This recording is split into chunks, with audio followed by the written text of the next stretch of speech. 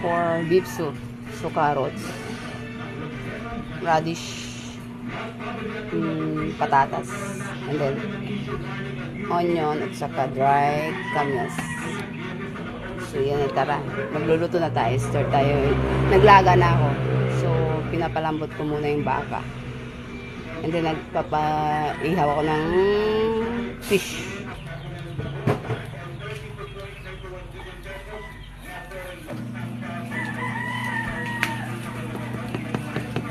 Onion, dried kamyas. Aray. Carrots.